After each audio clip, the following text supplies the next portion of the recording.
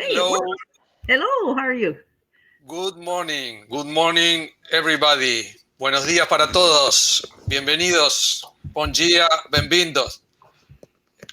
Good morning for everybody and welcome to the second day of Quantum-Latino. Great event. We will have a great day. We had a great day yesterday with people from academia, and today is the industry day of Quantum-Latino. So we are building a vibrant community, quantum community here in Latin America. So these are the opening remarks for day two. So once again, welcome. We have more than 40 people right now. More will join in the next minutes. So we have an excellent panel for the opening session, which is the investor panel. Let me introduce to Joanne Wong, who will be the moderator for this panel. Joanne is a general partner of Reds Capital, a Californian-based VC firm investing in global early stage and seed level IT startups. She's a mentor and advisor for multiple startups and is co-founder and CEO of a health startup, Scioshub, providing bioinformatics data and project management platform for life science researchers. She was executive director of a healthcare charity startup, the supercomputer for cancer research, providing free green supercomputing power for cancer researchers. Joanne is 2021 member at large and 2020 vice chair, industry and investor activities on the IEEE Entrepreneurship Steering Committee. She is 2019 to 2021 secretary of IEEE Technology and Engineering Management Society, of the executive committee and board of governors. Joanne, welcome. Thank you for joining us at Quantum Latino. I will let you introduce your panel. Thank you very much. Okay. Thank you very much, Rafael. And I congratulate you and your colleagues in a very, so far I've heard and attended, it's a successful conference. And I got to state is the best supported conference I've seen so far. Just the rapidity of the support has just been top notch. I've never had that in any other conference, especially when it's virtual. It is just absolutely amazing. So I'd like to welcome all who are attending this session on investors. And what we're really looking at is to provide, I guess, insight with the attendees of this conference of what investors are thinking and looking at from an investor point of view. So this panel that we have joining us, and I would let them introduce themselves because I always find reading off a paper, I prefer it come from the heart of each individual of who they are. Okay, so I'll do it by alphabetical order, first name, and then we'll start the sessions and hoping that they'll be very interactive and just jump in because we just want this as a discussion and not have a bunch of talking heads. But we will be talking heads beginning because we have to say who we are. So Christophe, I would like to know if you can introduce yourself, your VC firm, what you're doing, what have you been looking at, and leave it with you. And it'll be like 2 to 3 minutes each. Okay, thank you, John. Very nice to be here, and thanks, Rafael, also for the introduction. So I'm Christophe Jurczak. I'm a partner, founding partner at Quantonation. So we're a fund based in Paris that invests in quantum technologies and deep physics. Can come to that a little bit later. So we're actually, I think, the largest investor in the world in this category of technology, really focusing on that. We have made 14 investments so far in the space all over the world. So in Europe, UK, Canada, and also in the US. And we have the chance to have had also one exit in this space. So 14 minus 1 equals 13, which is great. And we're looking to do more investments, obviously, all over the world. So the categories we invest in no surprise, we have investments in quantum computing hardware and software, various technologies, various applications, quantum sensing as well, quantum networks with post-quantum crypto, quantum communications, etc. So the fund itself is targeting 50 to 60 million euro, which should happen in the course of this year.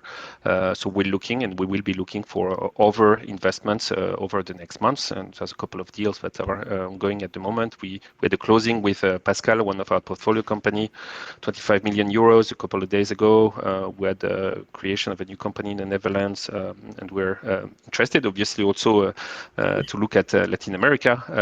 Very excited about opportunities and new projects. Really, we want to invest all over the world in the best companies. Thank you very much, Christophe. That's very exciting. And already, congratulations, already having an exit in Quantum. That's absolutely amazing.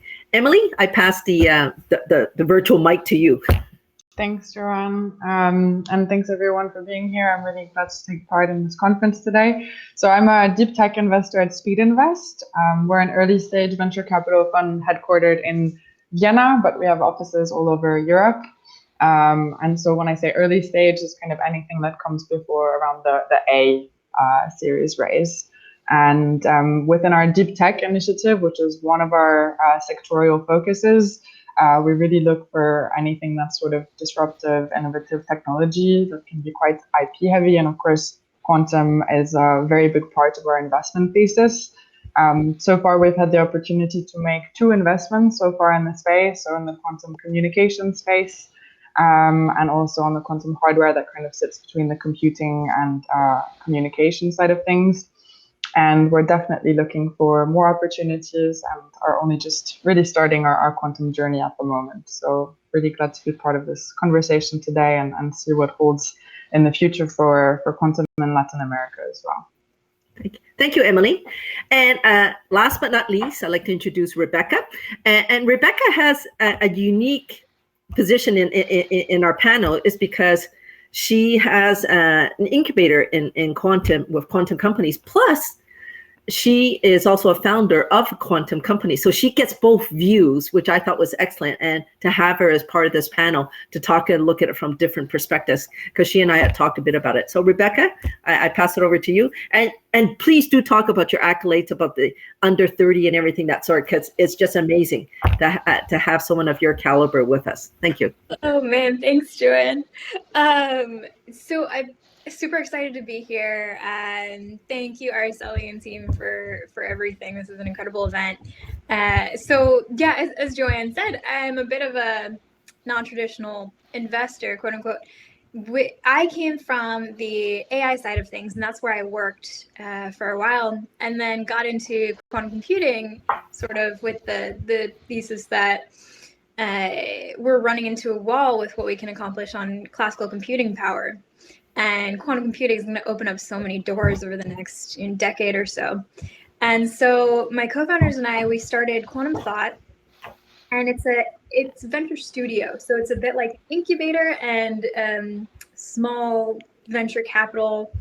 And so what we did was, because quantum's so early, we came up with ideas that we thought might work in quantum, and we'd put cool people on them, and we'd give them a little bit of capital to start up. And then if things worked, then we'd spin them out into an independent company.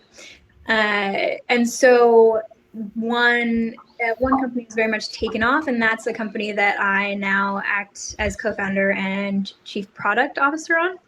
And that's in post-quantum cybersecurity. So that's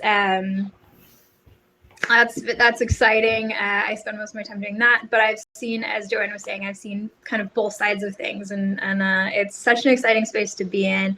Very excited to be talking at Quantum-Latino. I spent a couple of years in Latin America and think there's just so much potential, and it's right for everyone in Latin America to be able to disrupt this space. So excited to bring everyone in.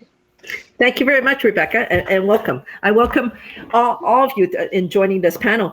And maybe we can just kick off with it, because I know, Raphael, we had talked about this, about where there's less, I guess, government, let's say, initiatives in encouraging quantum computing. And he was mentioning, and he showed a chart of investments in the various countries or regions around the world. And he said Latin America hasn't had that.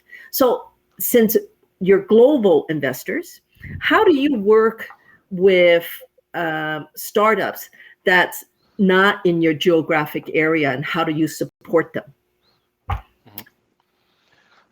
Anyone can speak up. Yeah. So I think for the one thing I've seen, for example, in Canada, we have invested. So we made the first investment in quantum in a startup called Quantic. So obviously it's not our geography. I'm based in Paris. That's the distance. But at first we made the connection with the university, where the company span off. And I think the connections and the level of comfort with the environment of the university, connections between academics in Canada, in France, etc. I mean, that's a good starting point usually. It gives us familiarity through networks and people we know who have also experience with the target ecosystem, let's say. It's really important to have these connections. We did that also in the Netherlands. It's a little bit less far away, obviously, but still, I think some familiarity with the ecosystem is important. I would be a little bit uncomfortable with a startup that's, in a way, I'd say, comes out of nowhere, but never happens. I mean, in deep tech, there's always a background, a story, where in quantum computing, quantum technologies, there's lots of academics who are founders of course, they don't have to be university spin-off, but I'd say I feel more familiar, more at ease with supporting a company if there's an environment and a connection to which I can be connected With academia. and something with a network. Academia, in particular, could be over industry, but yeah, all on its own, a bit lost somewhere. I think that would make it definitely more complicated. And I say that because I think it's also. As I see it, for example, in Canada or elsewhere, then when we have this ecosystem, these connections locally, it's also easier for us to build further connections, eventually, even if the company doesn't have them, but we can help with that sometimes because a large corporate, which is in Europe, is also actually in Canada, someplace can connect people, create value through the work that we're doing. So I'd say the ecosystem and academia matter a lot to us, and actually most of the companies we have invested in are spin-offs from universities and academia. It's not mandatory, obviously, especially in software, can be a little bit different, but still, I think it's in my view, it's quite important to have this connection. Oh, okay, that's excellent. And I get the connection with the academia. It kind of made me think when AI started, and a lot of it came from academia, and companies start getting spun off from there. So the connection there is pretty similar. Emily, Rebecca, your thoughts on that? Maybe just double down on a couple words that Christophe just said there, and it's academia and the importance of ecosystem. I think one of the wonderful things about academia is that it can have these connections and this network that is formed that goes beyond sort of political barriers or geopolitical tensions. So a lot can be leveraged through these relationships that can maybe move a little bit more freely than they could in other environments. And I think in terms of, government capital being given towards quantum computing, there are some quite obvious reasons why in some regions of the world it's not possible to deploy that capital. And I think it's a constraint that shouldn't be ignored.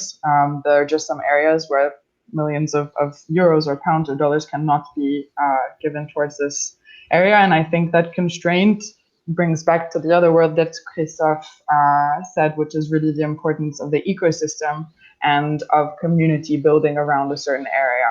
So around, just very simple conversations, conferences, especially a lot of work in quantum needs to be done on the algorithm and software side, which can be done without necessarily having access to hardware. And these are all things that can be done from pretty much anywhere in the world. So I think these are all quite key to the beginning and then sort of starting points of this conversation and the development. And I guess beyond that also, I think there's an interesting side of things that a lot of the applications that are being looked for in quantum can probably be also victim to some biases to the sort of topics that people are looking to find applications for the algorithms for. And there's probably a lot of areas where people are not directly thinking of looking for applications just because there's less of it in certain parts of the world that could be leveraged and really find some expertise that is living in specific geographies. So So far, we are not super familiar with what's been going on in Latin America, but I think with the right ecosystem and really leveraging these academic connections and having these conversations is a great place to start. Yeah. Thank you very much. I mean, I noticed Leesa just joined in. I'm going to introduce you. I just like to have Rebecca talk about this with academia because she has a venture studio, and I know she's from Stanford, and I know she's built an ecosystem herself. So I just like to hear it from the Valley perspective. Totally. Yeah. So, definitely echo what Christophe and Emily said. As far as, especially working in cybersecurity, there are pretty much two countries that we are just not allowed to work with from the national security standpoint, and neither of those countries is in Latin America. A lot of the teams that we've built have been very international, and a lot of those people that I've staffed the team with have reached out to me. Specifically, I know I had a team member from Colombia. But I think it is it's kind of like so I was fortunate enough to go to Stanford. Having that on my resume lets me walk into a lot of places, and it's sort of a checkbox, right? People see that and you're automatically kind of verified. And I think what Christophe and Emily are saying is, if you're coming from academia, you have that connection, it's a checkbox. You're checking that you can be sort of trusted with, if you check other boxes, you can walk through doors. But I think there are other ways to check that box and open those doors. It does really help to have connections. And, in Silicon Valley, people like to be able to what they call back channel and talk to people who know you and sort of verify that you are legitimate. So building up connections, especially when everything's digital now, reaching out, I'm very, sometimes I miss emails, but very responsive to anyone who wants to reach out for mentoring or help in the space. It's a very collaborative space, quantum right now still, because it is so small, I'd say. And so, it's a small community. It's a small community, yeah. And so yeah, reaching out, starting to build those connections. I think there are other ways to kind of get in. But just personally, on another note, I like working with Latin America because we're on similar time zones. So that's a nice thing. So yeah, I'll give it back to Joanne. Thank you, Rebecca. So on that note, I welcome Leesa Soulodre from R3I Ventures, who's coming in from Singapore. So we're not in the same time zone. So thank you for coming. So Leesa, maybe just first start off, explain who you are, the firm that you're with, what do you look at and things like that from a quantum perspective. Sure. Great. Thanks so much for having me, and apologies for joining at the late hour. I was trying to get my kids to bed. Not such an easy feat after a day of homeschooling. So my name is Leesa Soulodre. I'm the general partner of R3I Ventures, and I also play a role as an adjunct faculty member of Singapore Management University and IE Business School. I have the great privilege to work in the early stage ecosystem, both in Singapore, Luxembourg, and Silicon Valley. And we also have feet on the street in Australia, in Queensland and Melbourne, and in Israel and across the US. In the work that we do, we're actually looking at all areas of quantum. In fact, we've mapped the landscape on the planet of all the different quantum companies in all the different areas in order to basically build out the quantum ecosystem of Luxembourg and of Singapore. As you're probably familiar, Singapore went through this about 5 years ago, and at the time made a decision to move into quantum hardware, and later somewhat stood back from that decision and rather focused on the digital economy as opposed to hardware. We've just gone through that journey again. I think we're still in that journey down here. There was a phase where we had attracted all of these great quantum engineers into the ecosystem, but then we had no work for them. And then we've recently gone through a phase in Luxembourg where we faced the opposite challenge, where we've built a beautiful quantum ecosystem. We have an incredible ecosystem, obviously, just across the way in Germany, especially around diamond-powered quantum. And trying to land companies into Luxembourg is actually quite challenging at the moment because the ecosystem is so nascent. And so what we're really looking to do is to build out on quantum communications, quantum sensing, quantum hardware, a host of different companies that can be a small critical mass unto themselves and start to build out on the HPC ecosystem that exists there already, a whole host of new use case applications for the ecosystem. Luxembourg is also a place with very new universities. The academic institutions there are stacked with data scientists, which makes it really exciting and interesting for those that want to leverage quantum as a hardware platform in order to get better compute.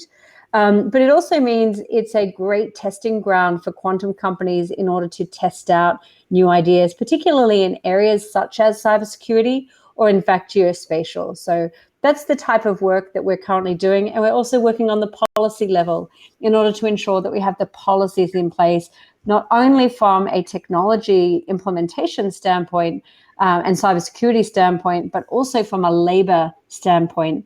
We're right in the middle of a global pandemic. There has been mass unemployment across the world. And countries are looking after their own on every single dimension. And so ensuring that our founders, when they land in these markets in order to innovate or co-create, don't actually starve in those markets and can get access to a work permit is a really important facet. At one point, about 5 years ago, I was constantly bringing in FPGA engineers into the market.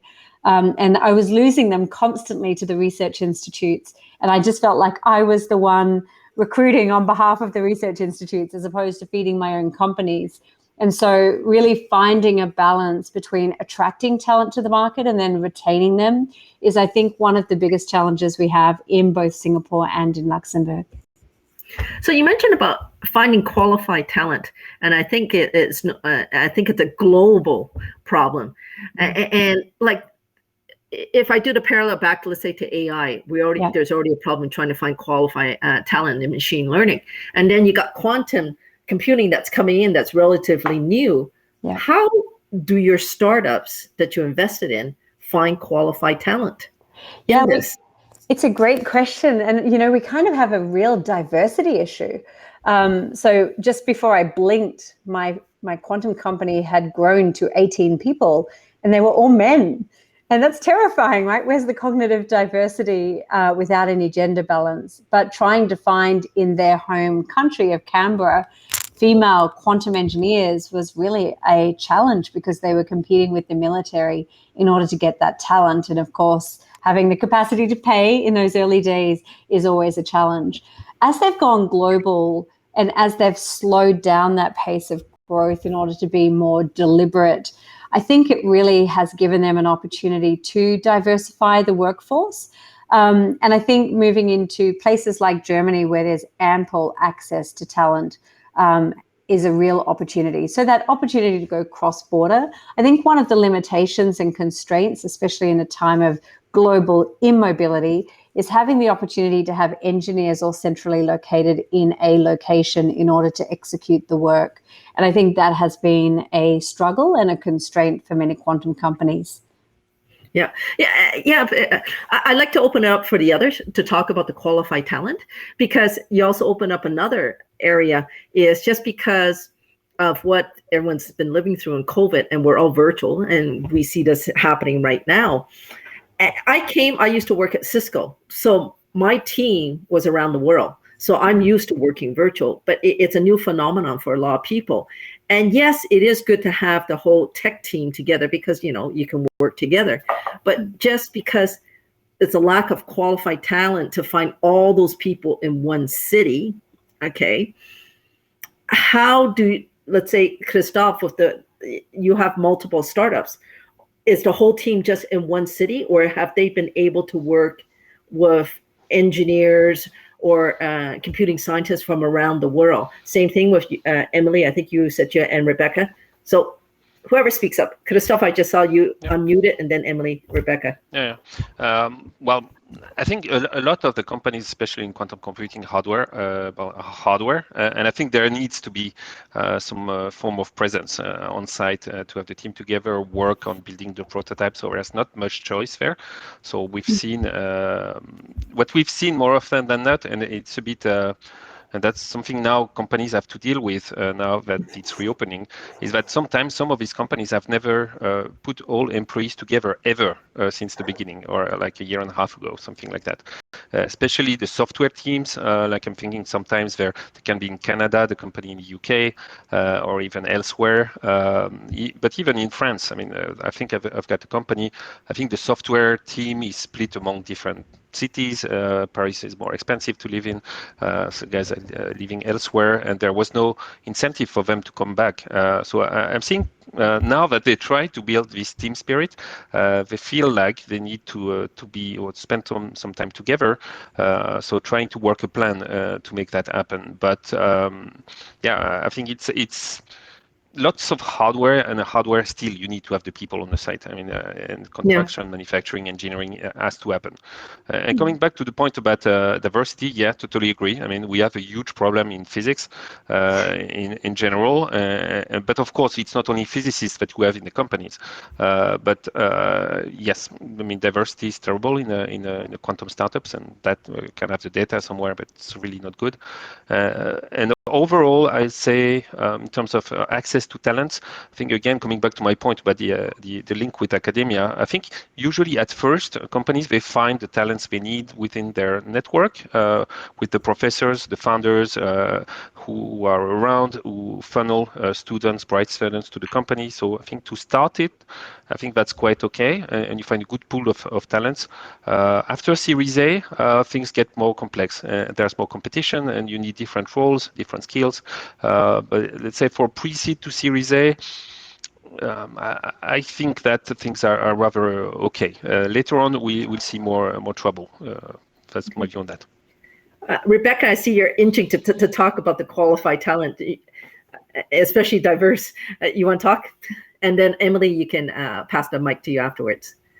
You muted, Rebecca. There. Yeah. No, thanks, Joanne. I know you and I have had a couple of conversations about this too, encouraging just women in general to be more present in quantum.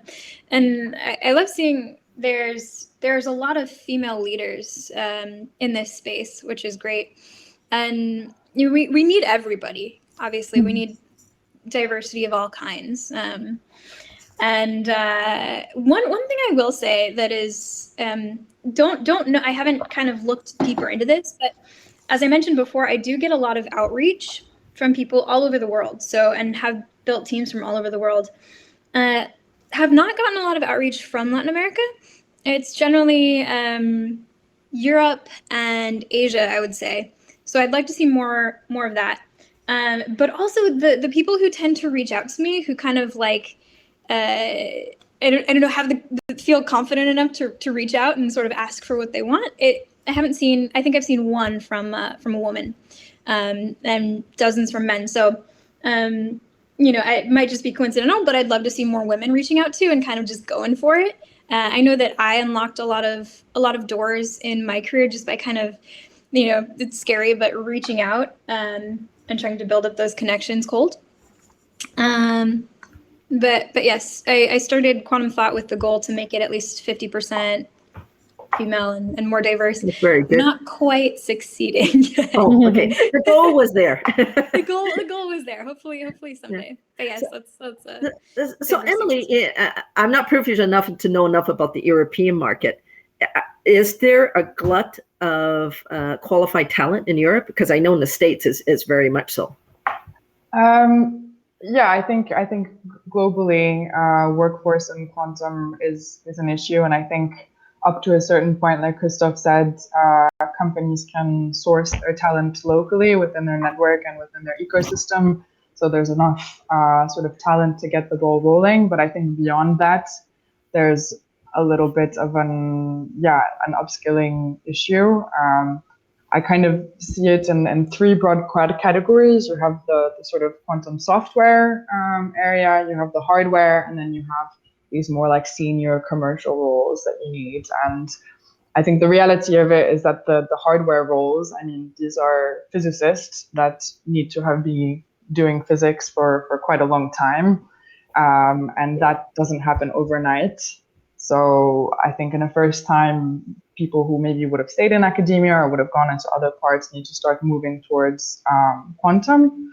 And that will take some time. And then behind that, more people need to start doing, masters and PhDs and practical physics. And then on the software side, you have a whole adaptation that needs to happen in terms of just thinking about how to build the software. And that also doesn't happen overnight. I think the barrier to entry is lowering because there are a lot of initiatives that are being put in place globally that make it really easy and, well, maybe not easy, but make it more accessible at least. And QURECA, who is running this conference, has been doing a lot of work on that, for instance.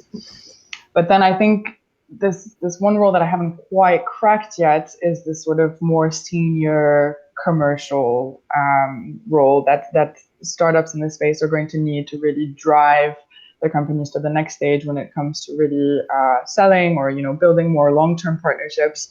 And I think for me, it's not necessarily obvious where these people are or if how many of them exist, because you need to have a little bit more experience just on the business side. But I think a fundamental understanding of quantum computing is pretty crucial because otherwise you're completely abstracted from the value that you can bring. You run the risk of not having credibility in what you're pushing forward.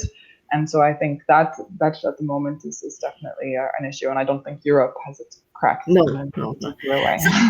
Here's a curious question. Let's get back to some fundamentals. It's in quantum computing, obviously it's deep tech, and we know that. And there's not many deep tech investors. And Christophe, the fact that your fund it's dedicated to quantum computing, you are an exception than a rule.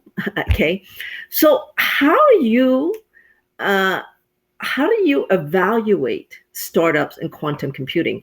Like Emily, you have mentioned a bit about right now it's the technical team, but it's that same technical team that will have to go commercialization. And I remember one of our partners said, look, he's never worried about the technical aspect because you put a bunch of techies together, they'll solve it. Okay. It may take them a while, but they'll solve it. But when it gets down to commercialization, it's a greater challenge.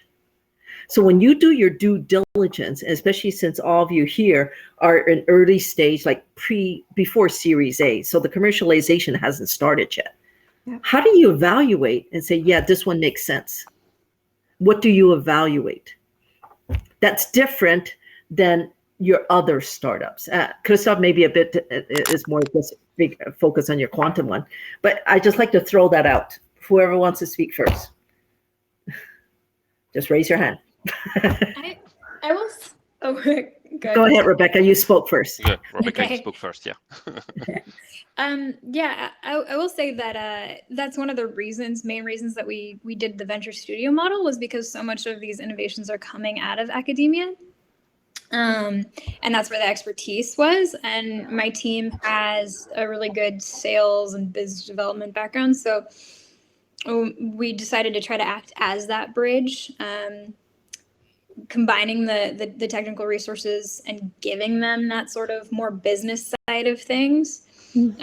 So we did see that sort of opportunity. But I think, I've seen the same thing. A lot of the investment on the startup side, we get the investment because they believe in the sales team. After we've sort of passed the threshold of proving that we can do it on the tech side, then we get it and move past other opportunities because of the sales side of things. Okay, Christophe, I know you had your hand raised first before Rebecca spoke. You want to speak? I'd be a little bit, I wouldn't say in disagreement, but maybe it's a question of phase. I think for me, the first thing is really the science and the vision. That's really what I want to see in the team. I wouldn't say that we'll figure out how to commercialize the technology, but definitely I think sometimes in deep tech and in quantum in particular, we're pushing a little bit too fast for commercialization of a technology when it's not mature enough. There's work to be done on the engineering side science is difficult, physics is difficult, quantum physics is even worse. So I think the science and vision of a team, I really like a long-term vision, and then we help them do the work. I think when we say Series A in deep tech or quantum in particular, I think it looks like very much a seed round for other technologies. Yeah. It's not very mature actually. So so we should maybe, it's a question of timeline or horizon, what we're looking for. But I'm always a little bit, even when I'm working with incubators, when we have investors who are not experts in deep tech and these time horizons, they tend to push a little bit too early, in my view, for, I don't know, mid-20 customers within the next month. I'd be a bit careful about that. I think the science is there, it has to be done, but then there's all the technology development and engineering that has to be performed. And usually, I'd say it takes a couple of years before you have a product and you can really go out and talk. So I wouldn't say don't do it, don't talk to customers. There has to be this discussion and this exchange, but be careful about also the kind of investor you're talking to, because sometimes you can be burnt a little bit in the relationship with customers, because there's not much to show at the beginning, and that's what we have to deal with. Yeah, and you got to find the right investor that understands that, because not all investors get that. Leesa, you want to, and Emily? Yeah, maybe I'll just plus one on not dismissing and doubling down on the tech. I think as deep tech investors, that's your core sort of responsibility, is really to double down on the science and the innovation. And of course, you have to differentiate between just a piece of science and something that can be turned into something and will have consequences and on society and what it can turn into later on. But actually, that's probably one of my biggest pet peeves, if someone says, okay, no, we trust them with the tech. No, actually, this is quite important in this sphere, and it shouldn't be brushed over. And yeah, of course, the vision is important, but it's much more long-term, and it's more about understanding the consequences of the potential effects that solving a particular bottleneck can have later on. Yeah. Leesa, I thank you. I just noticed that you put on the list a Deep Tech Global Investor List. That's great for all the participants so that they know who to approach. Leesa, you want to add to that? Yeah, look, I think there's a lot of vultures in the ecosystem. Quantum at this moment, am I allowed to say that, guys? Yes, you can. Quantum at this moment is cool, right? And people wanted to go long, and it was a great opportunity to go long, and they're not necessarily smart investors. I sat through an investor day recently, and it was a 3-hour investor day, and 2 hours and 58 minutes of it was a huge waste, in my opinion, of the founders' time, because they spent 2 hours and 58 minutes having to explain the very basics of what they do, rather than talking about the vision and the science, which is, really fundamental. So, look, I think there's a couple of challenges that I have, because a lot of this stuff still is in academia. I'm seeing some significant bad behavior. And what I mean by bad behavior is where ecosystem participants provide you with a platform to come into their location. They make a lot of promises of what capacity and capability they're going to give you. But really, as a quantum physicist, you need a certain competency of scientific know-how in order to get from one location to another. And as Christophe said, getting that commercial demo out into the market is probably not your immediate priority. And so one of the challenges as governments particularly look to commercialize the IP that they've invested in these academic institutions, you're seeing quantum companies pushed out into the ecosystem too early and then given ridiculously low valuations after they've had millions and millions of research dollars invested in them. And if I was a taxpayer, I'd be really concerned about that, because you're seeing a massive destruction of value. I've just sat across a quantum investment where they just couldn't drive deal tension because the runway was short. There wasn't adequate access to government funding in the short term. And as a result, they've secured a valuation which is 1/3 of what I believe the global market price should be. And I think that's really destructive for a company. It's really destructive for a founder's controls on a company, I invest in the founder. I don't invest in a bunch of VCs, without any disrespect, because you need the science in order to make this company a success, and you need them motivated. So I think there is some challenges for many quantum pioneers at this moment in order to tap into the available capital that they need in order to get to where they want to go. And someone mentioned earlier about topping up. If we take a quantum investment, we come because we're here. Even if we're an early stage investor, we're builders. So we're here to help you build for the long term and to put our network, once it starts to be ready for commercialization, at your fingertips, so you can literally rapidly commercialize that science. I think one of the challenges that we have is finding the right investors to join the round. That, you know, if there's not adequate quantum investors at the table, there are those that are enthusiastic to learn, but also enthusiastic to support in the right ways. I'm a big fan of family offices at this moment because they are patient capital, and often our founders need patient capital in order to deliver the science. And then the last thing I'd just like to say is I do believe there's an opportunity for us to more actively collaborate on a global scale in order to fund our quantum companies, and in order to drive deal tension into those companies to make sure that we are protecting the science and the opportunity for that roadmap to get execution. As you know, a lot of the corporates that are operating in this space are much further down the line. They really want it when it's delivering 100 working qubits and it's proven. And, you know, everyone is still waiting for some of those things to eventuate. I met one of the biggest players in the chip industry who has an accountant managing their quantum endeavors. And, you know, what a great missed opportunity, actually. It would be great if you had someone who deeply understood the technology, who could really see the vision, as Christophe said, who was ready to back those early stage founders and get them to where they wanted to go. So that's all I have to say on that topic. Thank you, Leesa. And thank you all for that one, because that's always a challenge for the startups and something in a relatively new, deep tech field.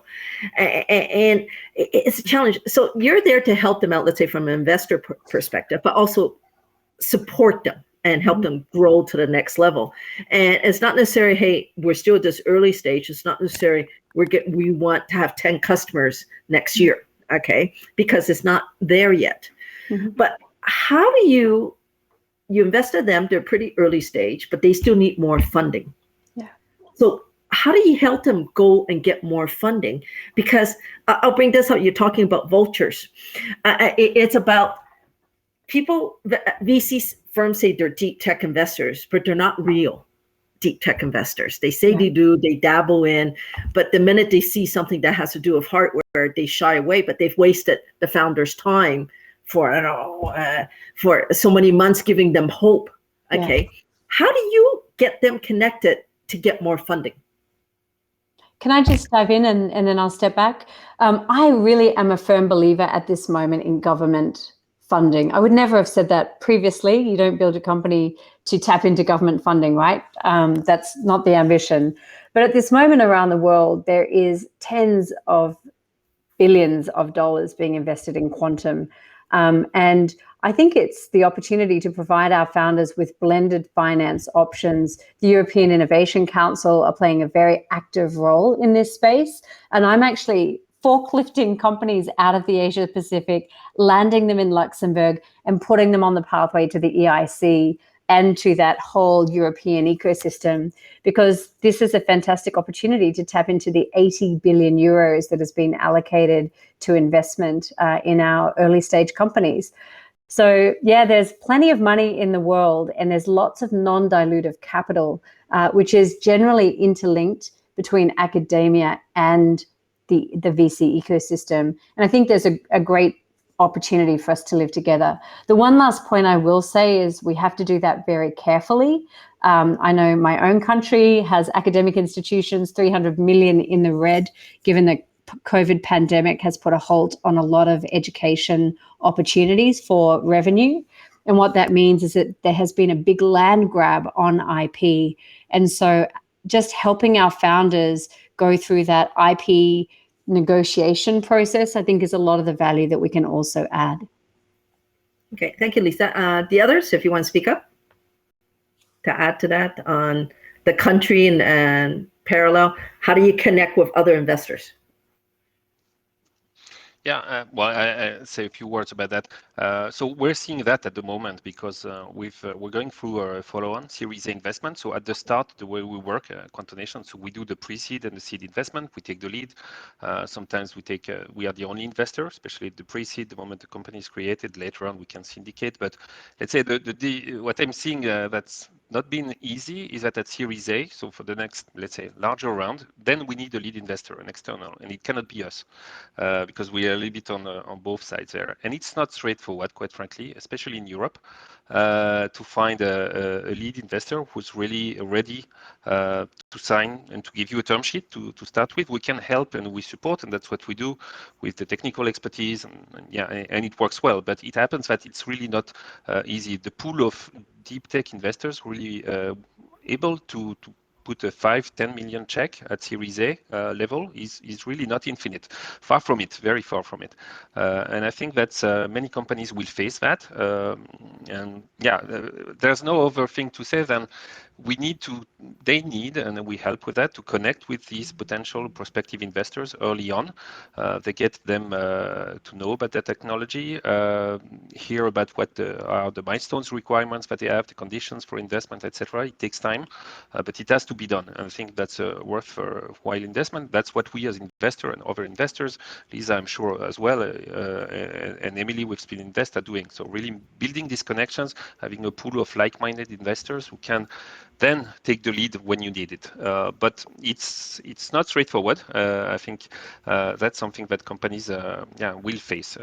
And totally agree with Leesa. I think there's a lot of non-dilutive money that companies should benefit from. Depends very much on the geography. For example, Italy, complex, and there's been some difficulties lately.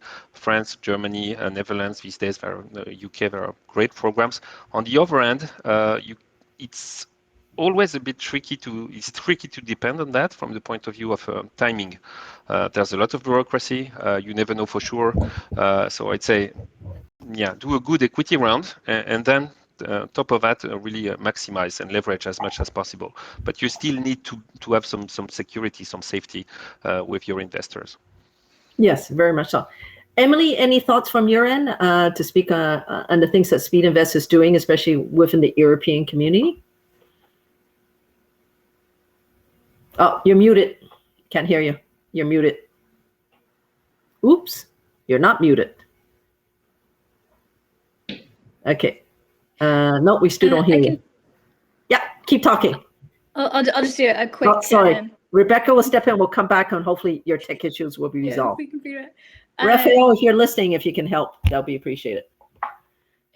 What Leesa said about non-dilutive and government funding is very, very true. But I think, you have to be sort of careful about it because there is a lot of bureaucracy. Just to kind of define some of the terms, I don't know if everyone's familiar. Non-dilutive funding, meaning usually when you do VC, you give up some percentage of your company in exchange for money from them. So you're kind of selling part of your company to get that capital in. And then on the lead investor side, what Christophe is saying is that for these subsequent rounds, you need to find that one firm or that one person who is really ready to kind of take that first step and lead everybody else and build that confidence for everybody else to put their money in. And the way that, I wanted to say, if CDL is a great one, Creative Destruction Lab in Canada. They take companies from not just Canada, but all over the world. And sometimes they do some amount of that non-dilutive funding. But what they do is if you get all the way through the rounds, they'll put you in front of a ton of investors at the end. So if you look for these incubators and things like CDL, they'll work with you to put you in front of a ton of investors, and they'll give you their stamp of approval. So in raising capital, that helps out a lot too. Yeah, and I think, Christophe, you're part of CDL for the quantum one, right? Mm-hmm. Yeah. So what has been your experience with CDL there, Christophe? Well, excellent. I've been there I've been working with him. I think that was the third session this year. Unfortunately, all remote, and that made it a little bit more complicated because we could spend much less time actually in between sessions with the companies. But I think, yeah, it's important for many companies also to come into a more international environment, and it's great because they're facing different types of investors, some deep tech investors, some less deep tech investor, family offices as well. So it's a pretty unique place to get these contacts and these connections. And I've seen the coaching and the mentoring and the process that they have, which is really well established now. I think is working well. And we have invested in some of the companies that came out of CDL, or some of the companies we have invested in then went to CDL, and it was really good for them, I think, in terms of training. But there are now other things as well. Now I'm a mentor at an incubator in Chicago as well. So it's a new one. It's called Duality. Yeah, oh yeah, I heard about that one. Through the With, Chicago University of Quantum Exchange. Illinois, I think. Your Urbana-Champaign campus. Yeah. There's a new one which is in Maryland. In UK, there's a Bristol QTech. Used to have a very strong also incubator. And I see a couple of very interesting initiatives all over the world, Germany, France, elsewhere. I think there are many opportunities now, and CDL definitely was the first and has very, very good program. I think definitely encourage people who have ideas, not necessarily a firm ID, completely established company, but you can connect with CDL and try to work with them in order to mature it. Okay. I noticed, Raphael, we got 5 minutes left or 4 minutes left. That is. And for Emily, I noticed she was unmuted. Yeah. Emily, can you speak up and see if we can hear you? No, just check. No, we still don't hear audio her. video settings at the bottom, just in case. So for you, Joanne, just in case, you have seen that there are a question and answer tab at the right. Yeah. There's the chats and the question and answers. There are a few there. Okay, if I go there, I know, Rebecca, you've been replying to some of them. Yes, so thank you for that. This is in the adaptation curve. The quantum tech is at the start, this curve. I'm not sure. Get that one. QURECA, hold on. Rebecca, you reply. Okay, what sort of opportunities exist for academics who do not necessarily want to leave their cushy jobs, but like to have a strong interaction with the tech industry? This is from Carlos Perez de Lago, the research professor at University of Kent. If someone would like to take that. So if you go to the Q&A, you'll see it. And if we can just... I threw in there that advisor positions for startups are a great option to kind of dip your toe in. Yeah, I agree with you there. Me too. And I also think there's a great opportunity to join the ecosystem as a mentor and to get involved with a variety of different companies and really, get a broader breadth, because academics generally are quite deep in their know-how and knowledge, and getting that opportunity to go a bit broader, I think really adds that new layer of opportunity for research. And if some of the academics can get engaged with some of the incubators and accelerators, that would be excellent too. Especially like Christophe named a whole slew of them that's around the world. And that's also of great value, especially for some of the deep tech investors who may not be as knowledgeable of quantum, but when they want to invest, but they don't have that expertise, and they'd like to be able to be connected to that expertise. So incubators, accelerators are a good place to get into and get started. So we only got a few minutes left. Just to close it up, is we talked about like what you're looking for, investing in everything, that sort. Maybe just each of you, if you can speak, and Emily, I hope you can speak, and that your computer gets back on. It's looking at, for let's say the next 5 years, okay, there will be more quantum computing companies coming on. If you were to look at them, what will be, because we got an audience who are obviously interested in quantum computing, what would be, just name the top 3 things you would look at, what I look, my VC firm look in investing and say, yeah, you're the one. What would those couple of points would be? Okay, Rebecca, you're nodding. Go. Oh no, I've got two. Team, really solid team, and ability to take feedback. So not being so stubborn or kind of They're coachable. Yeah, coachable. Okay, Yep. Leesa. Yeah, we use a tool called Fingerprint for Success. I'm like the world's biggest fan of this tool. It's a people analytics tool to move us beyond our unconscious biases. And Fingerprint for Success allows us to tap into our team's intrinsic motivations. So we use it to hire and build and coach our own team. We also use it to make every investment, and we provide a Fingerprint for Success coach on every investment. And just to show you how useful this has been, Investable, which is an early stage seed company in Australia, use that across portfolio. They now have 3 unicorns. They have 6 companies that have delivered 100x on return, and they have reduced portfolio failure from 95% down to 12%.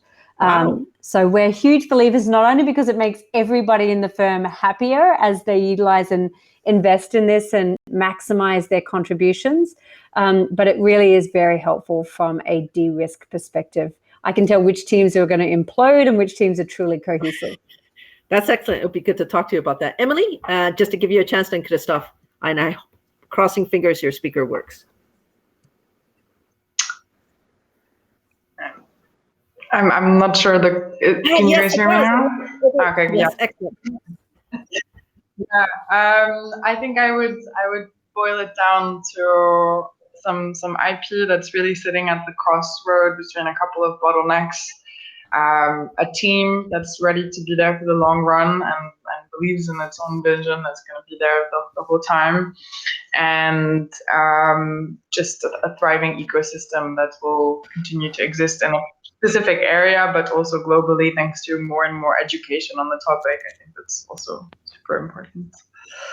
I'll leave it at that before my connection dies again. So. Thank you. Christophe? Yeah, nothing to add to that. I think these are all great criteria. Totally agree. The only maybe additional point I can say is, for me, it's really the science that keeps me motivated. First thing, I mean, I need to be excited about the science these guys are talking about. And that's why I really love to talk to scientists, professors, even before the company is created.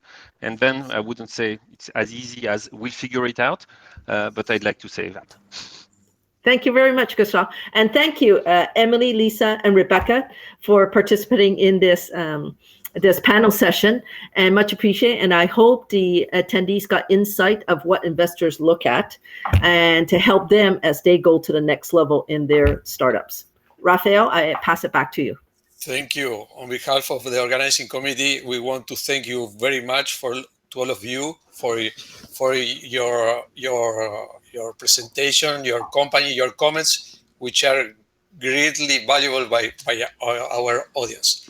Thank you. So we will end the session now, and we invite all of you and the audience to jump into the next session, which is the startups panel.